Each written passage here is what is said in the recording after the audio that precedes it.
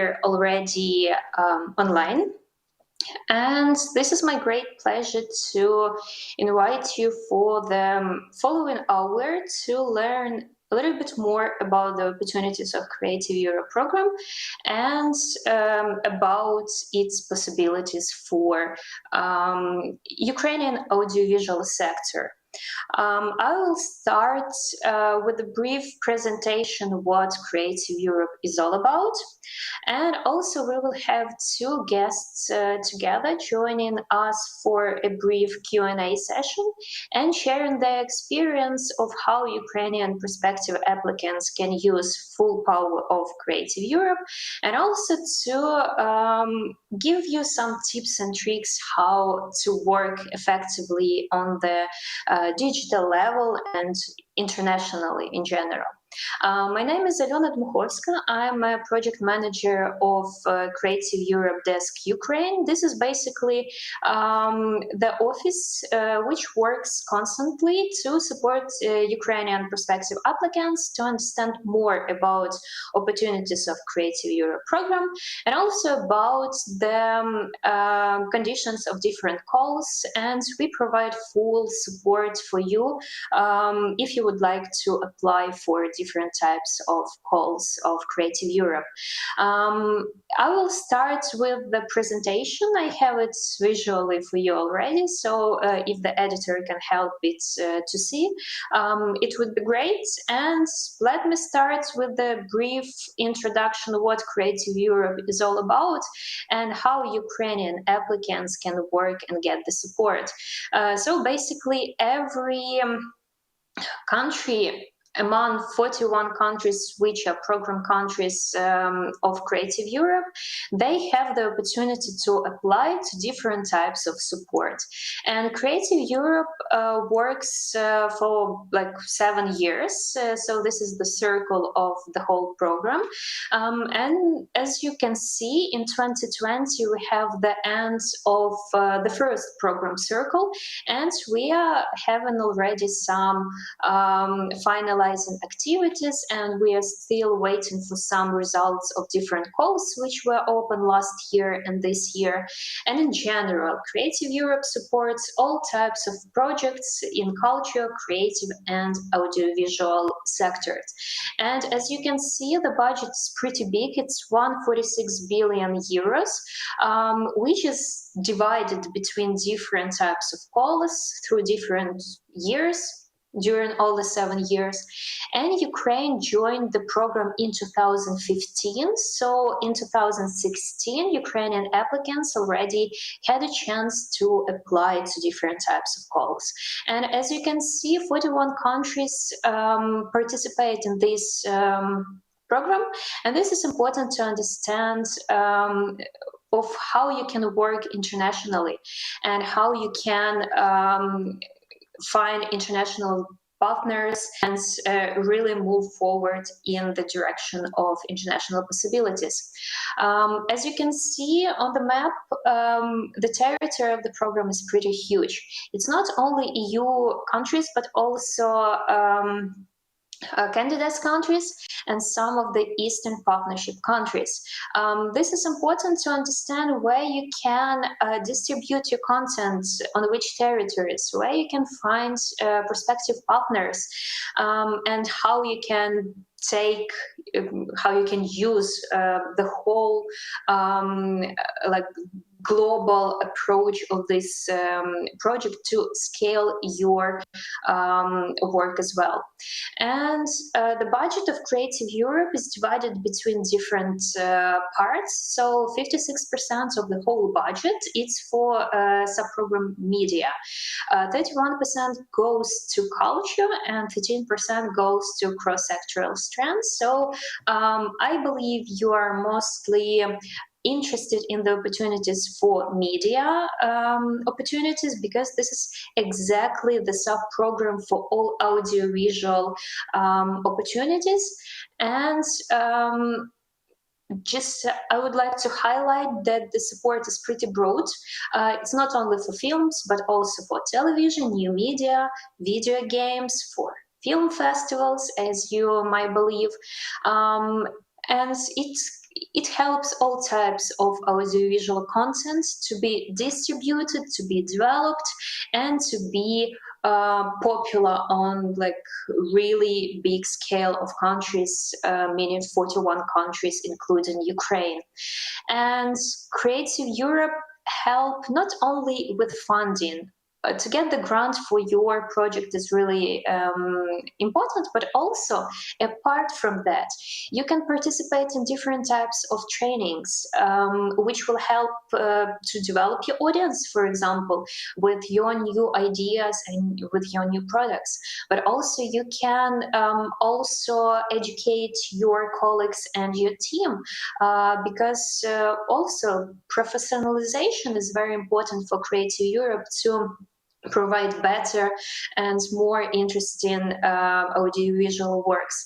And what is really important is that Creative Europe also help you with networking possibilities, because basically, like in any country of out of these 41 countries, like in Ukraine we have Ukrainian desk, but also we have colleagues in different countries, different other countries. So basically you have Creative Europe desk in every country in Europe, and we promote different types of possibilities and successful stories.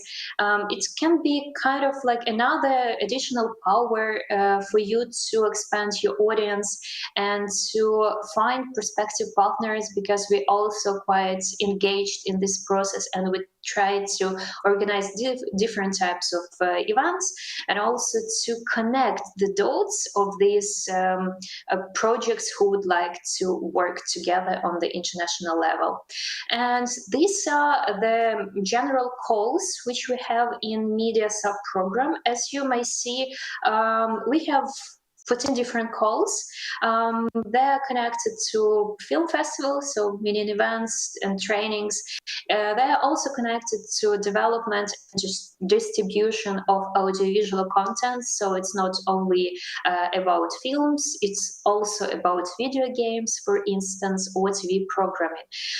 Please pay attention that at the moment, Ukrainian applicants are able to apply directly and get the support directly only for 4 out of 14 calls, which are mentioned in dark blue. So film festivals, training, you see access to markets and other opportunities. This is because of the fact that Ukraine still has to adopt Ukrainian legislation to the European standards. A great amount of work has been already done in this direction, and we really hope that starting from the next Creative Europe program, Ukrainian applicants will be able to apply to all these types of calls directly and to get them support directly. But apart from that, I was talking quite a lot about international partnerships, and this is where also it would be really important, because, for instance, you can have international partners in other European countries, let's say Poland, Germany, Spain. It doesn't matter, it depends on your ideas and your opportunities to work internationally. So you can find pretty a lot of potential partners. They can apply for these media calls, and you can be partners. You can still work together and still benefit from Creative Europe support in general. And to give you a brief overview, what are the main let's say priorities of the program is, of course, is stipulate collaboration and innovation on the whole European level of the whole like bright European audiovisual works. Also, it helps to foster the distribution and access to these different types of audiovisual works. So this is still really important. And also, as I said, support the audience development is really important, because you can not only work with your audience who attend your film festival, let's say, but also you can work with your team and professional audience, let's say, to give them some updated knowledges. For instance, now it's very important to digitalize your activities. You can still work and get the support for these types of activities as well. And this is a great pleasure for us that a number of Ukrainian projects already got the support of Creative Europe program. And Molodys Kyiv International Film Festival last year in 2019 was the first one to get the support, and we are really proud of that, that they've done a great job. They still were able to organize it offline, so last year it was a great addition with the support of Creative Europe. Apart from that, another great news that Odessa International Film Festival this year are also beneficiary of film festivals call, and they also got the support of Creative Europe program. And even though they're still like going digital at the moment, they still got the support, and they still managed to organize everything really effectively. And I really hope that you enjoy this opportunity to bring the best European films into your homes as well. And I was talking about this opportunity to work internationally and to get the support from the program through your partners. I would like to come back to this thesis as well, because, for instance, the film of Ukrainian representative, The Earth is Blue as an Orange, for instance, also got the support through, I believe, the Lithuanian partners. And this is how international collaboration works, because the ideas which have international perspective and which can be interesting already on the whole European level, chances are you will find great partners are pretty high. And this is where Ukrainian production companies and films and ideas are really popular at the moment. And at the next slide, you can see the whole range of films known so far, which were also supported by Creative Europe program. As you can see, through all of the years, Ukrainian production companies have been really active in this sphere. So we really encourage you to expand your network and to work internationally, and all the opportunities would be open for you.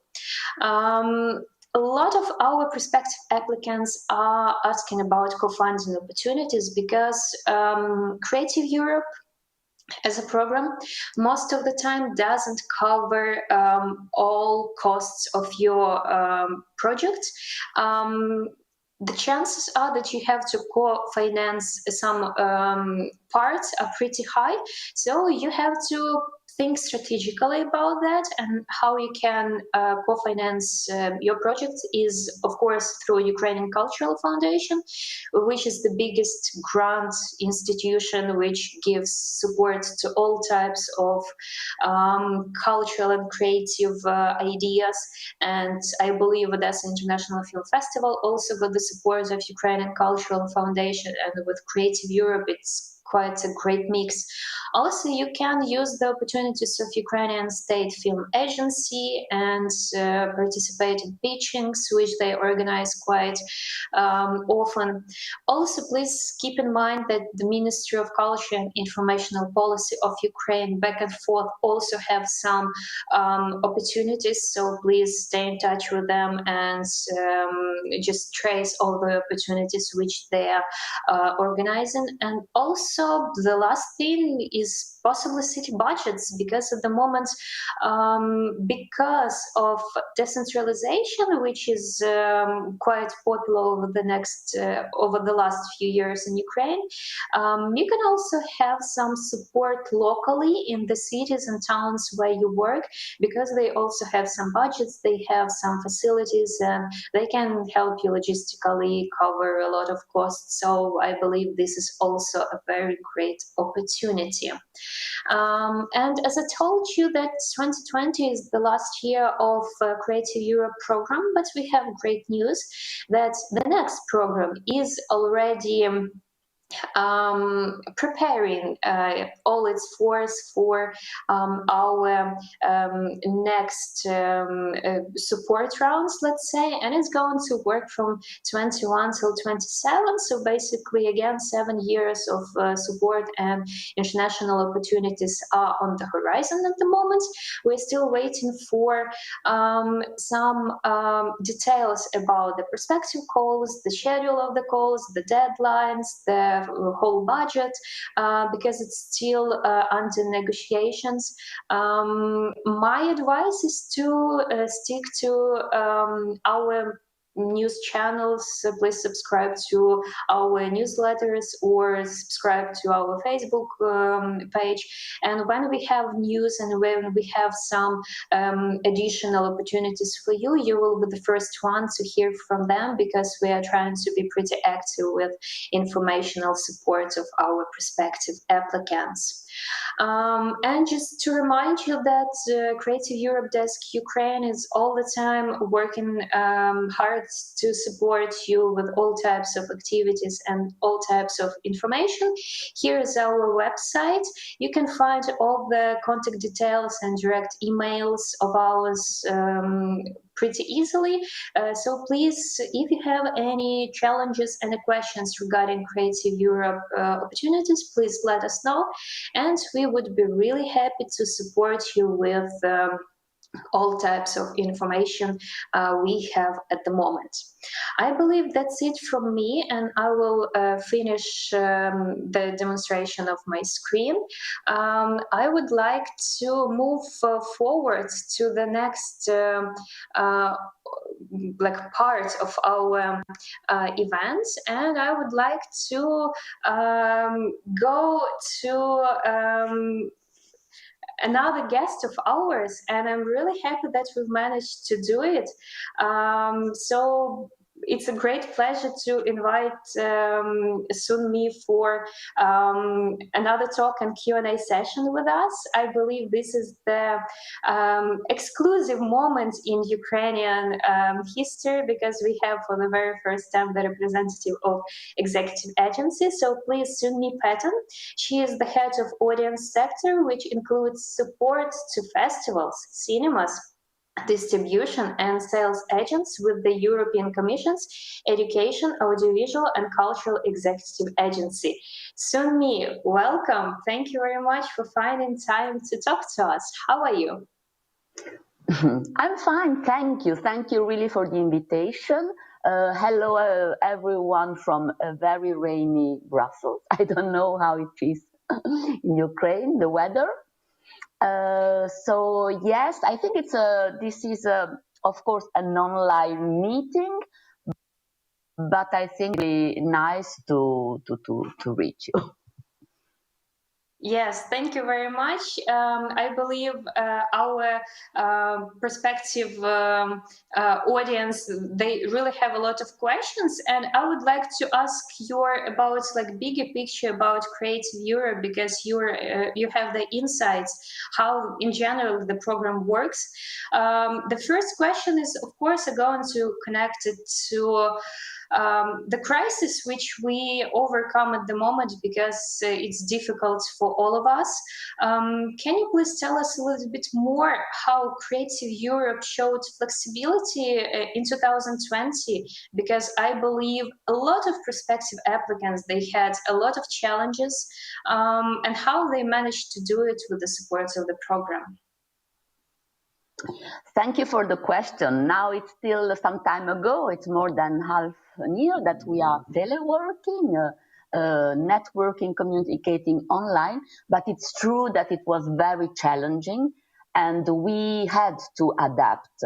Of course, as European program, we have quite strict and procedures, rules, but really we did all what possible in terms of flexibility.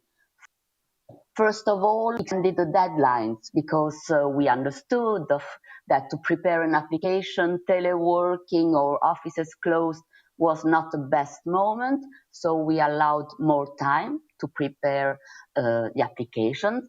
That's why we don't have yet the results of the second deadline for festival, but by the way, these are coming very soon. We are our best to still catch up with time. We had much festivals that were supported that had to cancel at the very last minute. We understood that was really dramatic situation, and this festival, we are still supporting them. They haven't lost their support because we interpreted our rules. Of course, the physical is the key from a festival, but we more emphasized on the programming. So as the programming was prepared, this festival could be supported. Then I have to thank the team because we had to manage a big wave of amendments that we have happily accepted. Of course, also we had to interpret between the lines because the festival is a physical event so far. But we accepted to amend the contract in a way that we can support that went fully online. We allowed to change the dates. We allowed to change also some financial rules. Normally a festival with the period of eligibility by 6 months, but we gave more time for all these events to get organized and see, because depending on the different countries, situation was really different to deal with. And also for the festivals that we selected this year so far, we anticipate, because this is now the trend. I mean, we have been much more flexible already in the wording of the description of the activities that are attached in the agreement. And also we didn't mention the dates because this gives much more flexibility to events to decide when it's the best moment to face the challenges of last minute cancellation maybe. And also we accept hybrid format, fully digital, hopefully fully physical, of course. And also we accept that the festival are taking place maybe during a longer period, so that they can reach the number of films to be programmed and maintain their level of support. I can't even imagine what kind of workload you had, because basically this is all the time the negotiations, because you have to keep the track of everything what is going on in 41 different countries. This is a huge amount of work, but just a great recommendation for our prospective applicants that don't be afraid. The most important thing is to stay in touch with your project manager and to let them know about what is happening with your festival before something happens, and then chances are that you will be able to find the solution together are pretty high, because even Odessa International Film Festival, which was supported by Creative Europe this year, they changed the dates a little bit later to have more preparation time, and also they went digitally, which is another great opportunity to show the best European films at your homes. And another question from me, Sunmi. So basically, I believe that for 2020, of course, we don't have the full statistics of the support of the program. But if we talk about film festivals, calls, can you share some amounts of supported projects or festivals over the years, let's say from 14 till 19? Yes, so I cannot provide the results for this year. Maybe in a couple of weeks, we could have premiered that. In any case, I would like first also to give annually some figures because these were the results, let's say, annually. So we support across, as you said, the 44 countries, 75 festivals. What is really good, and I'm very proud with this scheme, that the majority are coming from what we call medium and low capacity countries, and 10% are new participating countries, including then Ukraine. And this, I think, it's very interesting because differently from other schemes where more maybe the big countries are supported, here festivals are really embracing countries like Ukraine, I would say. And the total amount that we invested in festival annually is around 3.2. We always try to obtain a little additional budget, which happily we managed last years. But still competition is very fierce, so you have to take into account that only 33% of the festival can be selected. And when you are not selected, doesn't mean that you are not a good festival. It's just because you can understand that across 44 countries, I mean, we have so many talented film directors showing their films in the festival, and festival directors. What is a little bit a pity, and I hope that this we can address better in the future, is the ineligibility rate, which is still a bit high, so more than 16%. So here again, I would only advise, please check with the media desk, your local ambassador. Yes, we would be really happy to update with all the news which we have. And also, I would like to mention that Creative Europe does quite a lot in terms of visiting different types of festivals and also presenting their opportunities right there. It can be Cannes festivals, it can be Berlinale Festival.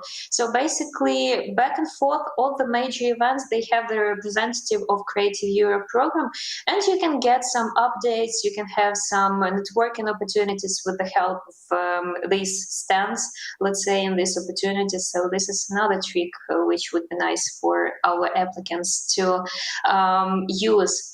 And possibly you have like a list of recommendations how applicants can use the opportunities of Creative Europe. So what to keep in mind in order to be successful? Yes, so there is no recipe, but there are elements that really can be taken into account. So first of all, as I said, contact your desk. They are our ambassador. They are easily reachable. They can also consult us if you would have specific questions. I must say also that we are reachable, and from here, it's my place. I have talked with plenty of festival and event organizer all over Europe. So it's easy to reach. I must say, even from the teleworking, we are even reachable more during the day. Then what is also, we saw that for festivals, it's a very good point of entry. As for some participating countries, not all schemes are available. But I would say also that excellent point of entry in the program without maybe directly being supporting with your project is the training activities. So we have a portfolio of really interesting and important offer that you can go through again with your desk. We have a catalog where you could enter by filtering if you are script writer, if you are producer, what are the opportunities. And you also be guaranteed that as they are supported, there is a really quality label. And of course, it's a great opportunity for networking. But the other point of entry, which is also not that difficult, and maybe it's not really mentioned in the list of the opportunities, is that you are invited to be participant of our stands. So we have stands in key events, the most prominent being, of course, Cannes, Marché du Film, of course, Berlinale. In the TV world, of course, MIPCOM and MIPTV. MIPCOM is really coming very soon. Of course, Cannes was online and MIPCOM also. But we all hope that even if we would keep the hybrid maybe format, because also the online show that you can reach out, because not maybe everybody from Ukraine can travel to Cannes, but still you are invited to be a participant of our stand, and you could benefit from preferential rate. And also we organize some not only networking but also some mentoring activity, and also yes, you can really we can help you to access these markets. And also we have another platform which is the results, showing all the results and all the supported projects since the beginning of this program. I mean the Creative Europe in 2014. And so there, if you could consult, you could find maybe who is an interesting and potential partner, who would you like to meet when you could participate to a physical event, or even in speed meetings that can be organized online and that were offered by the online events now. So really, I think we have a wealth of data that can really help you to access the market and reach a larger scale. Yes, as I see, we have a lot of instruments. That's why you just have to be proactive in order to use all these opportunities, because they're pretty open for Ukrainian applicants included. And also possibly the question about the next generation of Creative Europe program. I know that it's still under negotiations, but possibly you have some news. What kind of priorities it's going to have, or they will remain the same? Possibly you see some challenges which you would like to address in the next program. So if you can tell us small secrets, we would be really flattered for that. Secrets of being on YouTube? I'm not sure of that.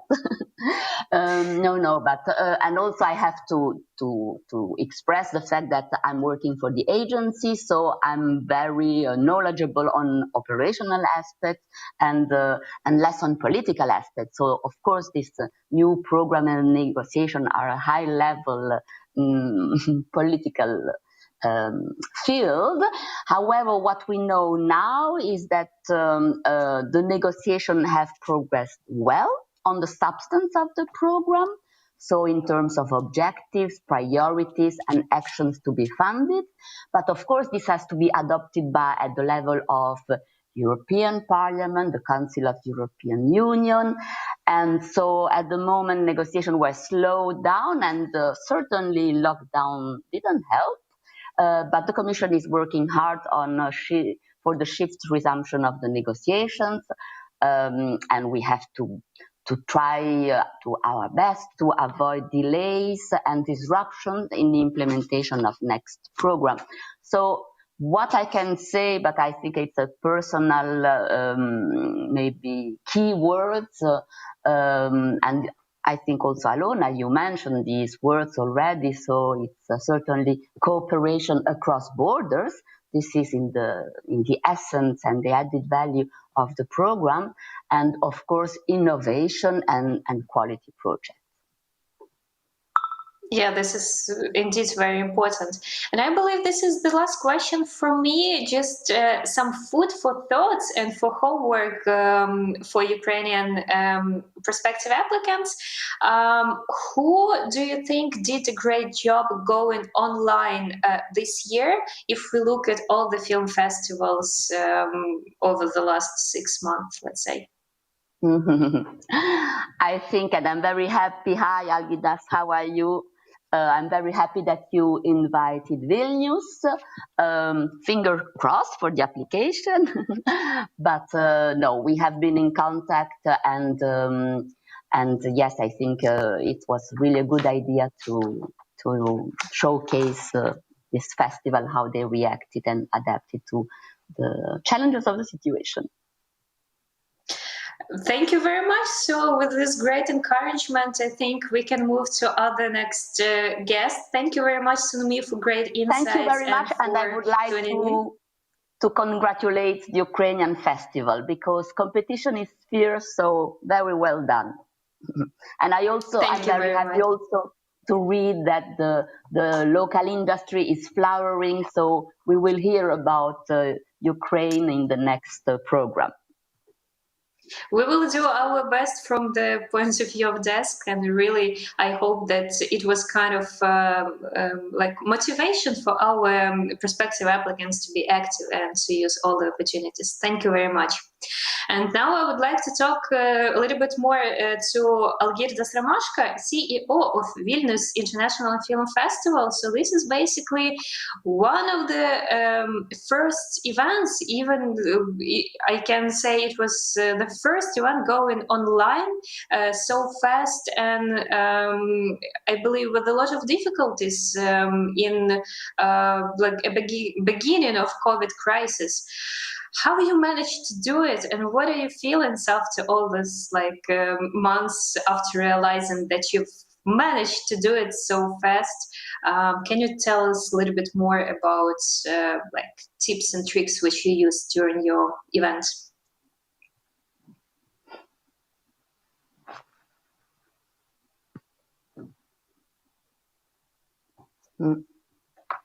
I believe we still don't have your sound. Do you have muted yourself?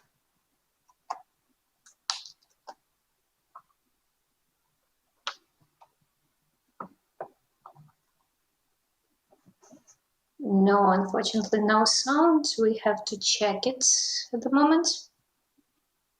This is again a really big challenge for everybody. Yes, now it's perfect. Thank you. Oh, these technical difficulties.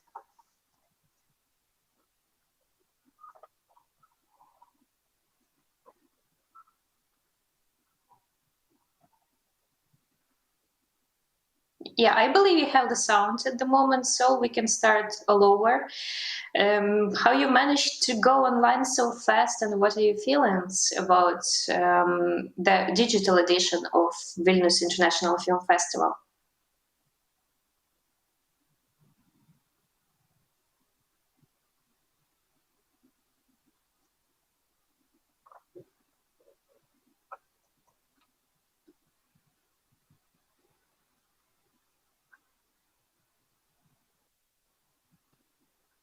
Can you hear it now? Now, maybe? Yes, we have a slight delay, but in general, it's okay. Okay, so if it's okay now, I can continue or I can start. So first of all, thank you for invitation. Congratulations with everything you guys do in Ukraine, and congratulations to Odessa Film Festival. Yes, and Sunmi, thanks for good words for us. And it was always a pleasure to work with the media and cooperate. And Sunmi and her team, it's always at a very high competence, and then always ready to help. So it's just we need just to talk and ask for it. So should I start and share our the whole path? I think I have a very short time for that, so I will try to be very quick. But if it's possible, maybe we can start with the video that I have about the festival and this year's edition on how it was this year, and then I will continue.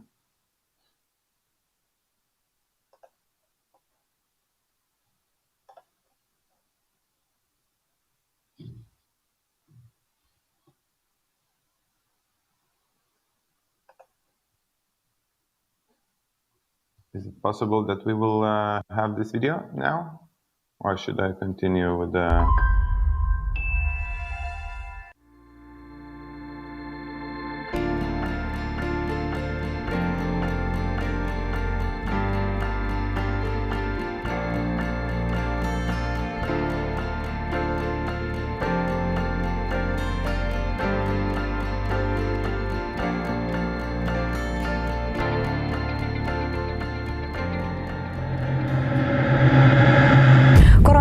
Karantinas 2 savaitėms stabdo šalies gyvenimą. Draudžiami renginiai, uždaromos kultūros įstaigos, teatrai, kino teatrai. Dalis renginių organizatorių sako jau pasiruošę blogiausiam. Kasmet virš 100 000 žmonių pritraukiantis kino pavasaris įvykti nebegalės. Po kelių dienų turėjusio prasidėti festivalio Kino pavasaris komanda ką tik sužinojo, kad šiemet į kino teatrus minios nebesirinks. Virš 100 žmonių dirbo tam, kad sukurti tą šventę. Labai gaila, kad negalėsim tam tikrų fizinių patirčių pasiūlyti. Aš dar nepasiduočiau ir galvoju, mes gal dar šiandien.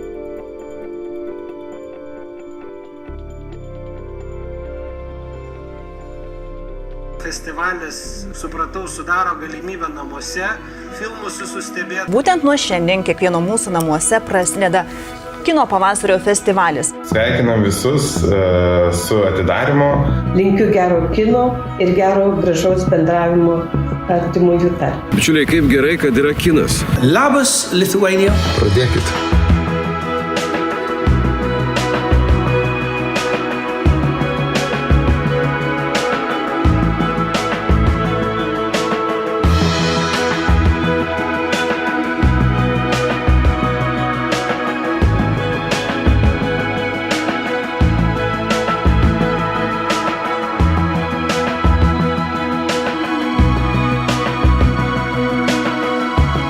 So, hello everyone who is watching our conversation, and hi Xavier.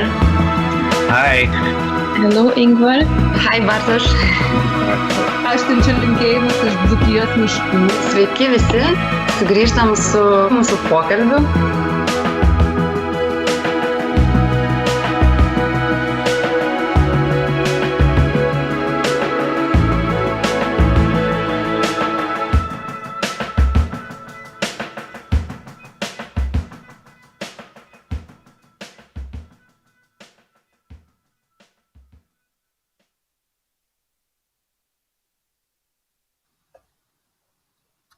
So that's how it was. That's how it was this year for us. I will try to go in a few details now. So it was just 1 week left till the festival start, and we were ready to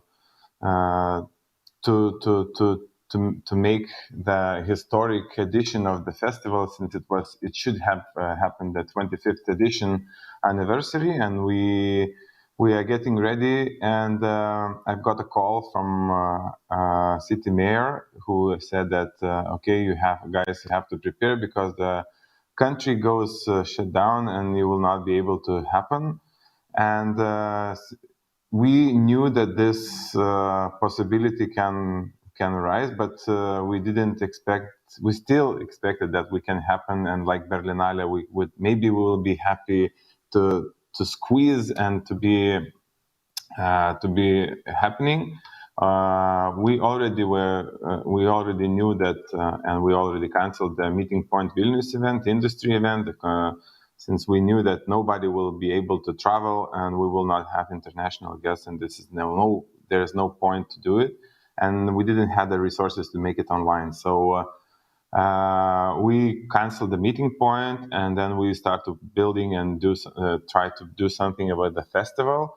And we have only 7 days to prepare the whole new festival. This was the madness and the thing that was impossible to become possible, because we had 7 days to manage and to make a new festival.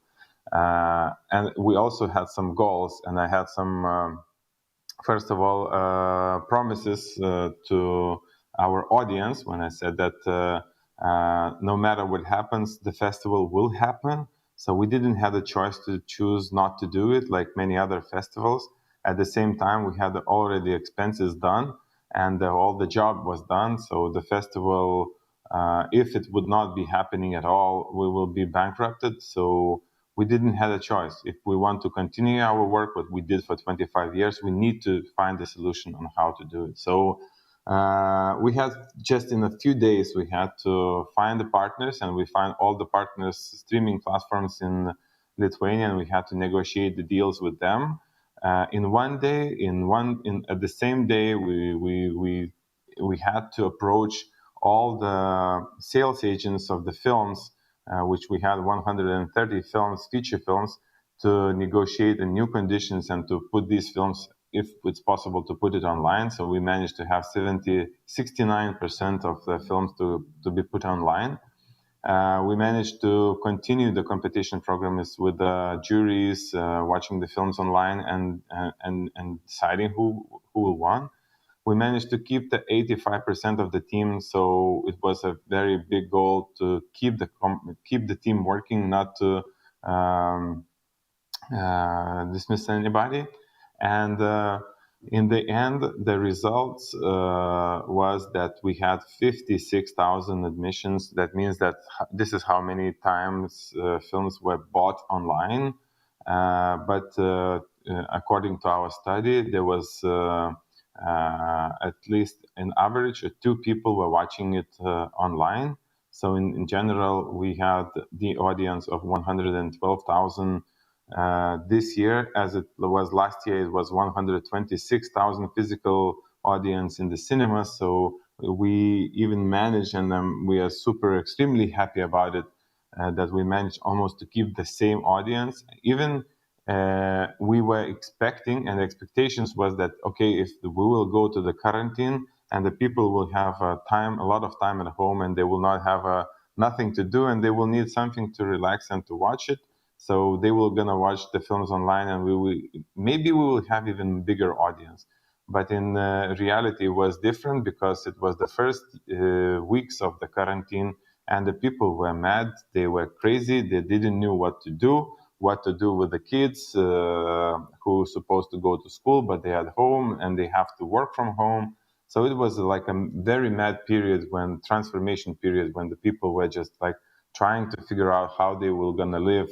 And the audience that, usual our audience, they have kids, and they had a very troubled life during those 2 weeks. But we had an increase of the new audience. It was a 10% of new audience. And for those who don't have kids, and then they had more time. Some of the people, they didn't have money, but had time. And for those who have money, who have time, maybe there were lack of money. But anyway, we lost a lot on ticket revenues. We only got 41% of what we was expecting in the normal edition.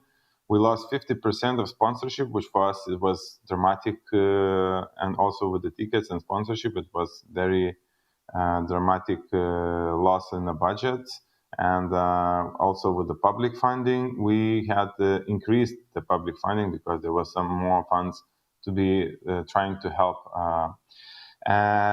In terms of media and publications and the attention from the media, we were very lucky because we even doubled the results of what we used to have in the years before. So it was even way more attention, since we were the only good news on the news. At that time, there was only coronavirus news. Everything was about viruses, and we were only the good news. So we got a very big feedback, very good feedback on the media, and the attention from the audience. It was amazing. I will not go in the details because it was nightmare to prepare all the 180 films for the different platforms to go online, because it's a different format. It's not like in the cinemas, checking the subtitles, and it was a nightmare job, but we had even in our office like a studio to work with that. It was a lot of challenges because we couldn't work physically meeting each other. We had to work also to the distance online. It was also very hard, and it was very hard not to see the audience, not to have any of the feedback, physical feedback from the audience, which we used to have, and to watch these emotions. And of course, there was some should be done a very fast and very important decisions. So we changed very quickly. We changed our guest department, volunteers departments into the new departments. For example, customer support department which because of the corona and closing countries, we didn't have any guests, but we had a big team of the guest management who are the most hospitality people in the world. So they had to take care of the customers, exchanging the tickets, because we were already sold 25,000 tickets, pre-sale tickets. So the people wanted to give back the tickets and get the money back. And they had to answer 1,000 emails in one day. On the first day when we announced, they had to answer 1,000 emails personally. So they did an amazing job. And we had another department which was prevention for illegal content, and we were so happy that we reached the level together with our lawyer company, with some other helps. We managed that there was none of the film festival films was available to watch it online on pirate websites. That was a very huge achievement. We had a lot of challenges to keep the festival identity when you work with the different platforms, because the different platforms, they have their own style and own identity. So there was like new digital festival brand book done in one night from our team. So marketing was also had to reshape and to put a new marketing goals and marketing messages on what we were talking. We established a totally own and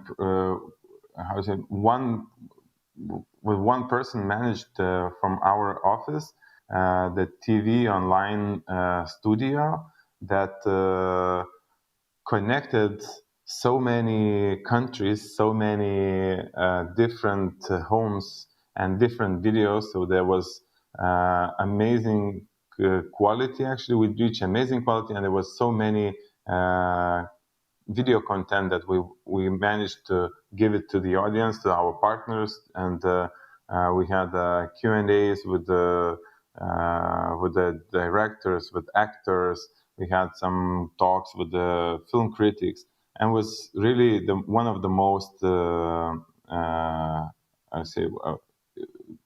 the best thing that happened, and it was must that we were done. And of course, it was very hard to do because we couldn't work with the third parties because of the coronavirus. We had to manage on our own, and there was only 5 people who worked every day in the office. The rest of the team were working from home. So, and we had some very creative solutions, like the online festival opening ceremony. We invited everybody to join us for the opening, which is usually the red carpet gala event. So we asked people to dress themselves, prepare a dinner, a glass of wine, and watch the ceremony online, and make a picture, send it to us. Later on, these pictures were printed on the People's Magazine, and it was all over the media. It was all over all the social media, and the people were celebrating the film festival opening, and it was a very fresh and nice booth to support the mental health of the people. We made one very nice thing, because we couldn't give the physically, when the people will arrive to the cinemas, we would give the taste of the new candies and from the partners. So we made boxes, 1,000 boxes, festival gift boxes, and we sent it to 1,000 our audience fans, and they put it online, and it was, for them, it was also a very exciting moment. And it was a very personal moment, and also, which we are really proud, we did an online festival award ceremony where I was handling the award ceremony from an empty cinema where it's supposed to be happening, the physical event. I was doing it with my 2 colleagues, and we managed also to make it through my phone, starting from my phone. And this online video was connected all the juries. We had awards, And then in the end, it was a surprise for the audience that we were physically in the cinema. And with the market, we did many other things. And one of the things that I was really, really proud that we did physical screenings, even if it was empty cinema. So we did a closing film of Matthias and Maxim. We showed in the empty cinemas just as a sign of support and to put an attention to the cinemas where they were, and they are now still in a very, very high risk situation to lose their business, because at that time all the cinemas were closed, and it was a very bad situation. So we had a chance to share our attention with the cinemas and try to find the ways and talk to the politics how we can help the cinemas. So this is our team. This is the picture of our team. It was the first night, the last night before the quarantine, and we had to have two events that night, and everything was ready. The food, the drinks, and everything was already prepared. But the partners, they canceled the event, so we had all the food and drinks to put it in the office, invited all the team, and we celebrated, and we made an agreement that night that, okay, let's do this unforgettable, and let's do the festival still, and let's keep on fighting.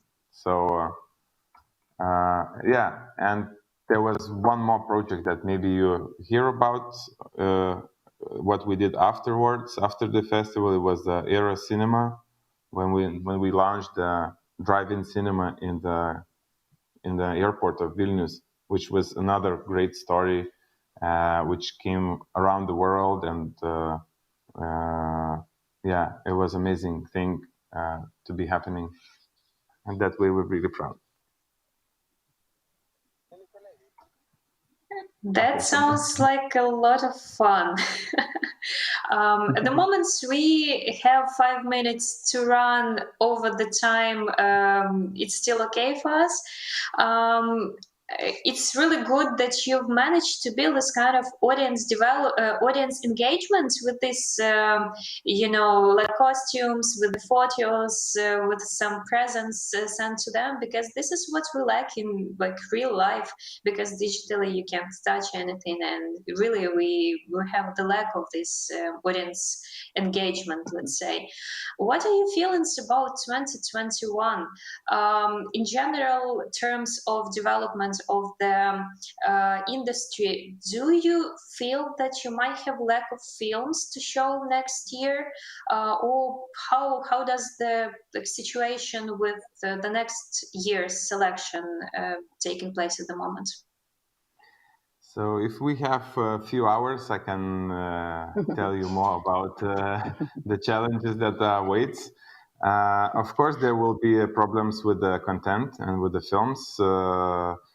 We even agreed to keep some films that we couldn't screen last year online. So we will screen them again next year when it will be possible to do it in the cinemas, because some of the films we didn't put it online because they don't have a sense. It doesn't have sense to make them watch it online, because they are prepared for the big screen and they must be seen in the big screen. So because of the respect to the filmmakers and the films, we want them to screen in the physical theaters. So we are still waiting for this possibility. And of course, there are a lot of people, they're asking me how we're gonna do it. If we are gonna do it, it's still online, more like online, not physically. But I said, when we were screening the last screening in the cinema, and it was empty cinema, it was cold because there was nothing happening there, and it was cold. But when the film went online on the screen with the sound, and we realized that, okay, this is nothing gonna change, and no online, no VOD, nothing is gonna change the experience of watching the films in the theaters. And now what we are preparing everything we can to make people come back to the cinemas. We're starting now building and helping the cinemas at the moment, but when we will be reaching the spring, when we will have to make the festival, we will do everything so the people will be, for them possible to see it in the physical theaters. And of course, there will be some part of like a hybrid edition, that there will be some part of online, but nothing is gonna change the real festival experience.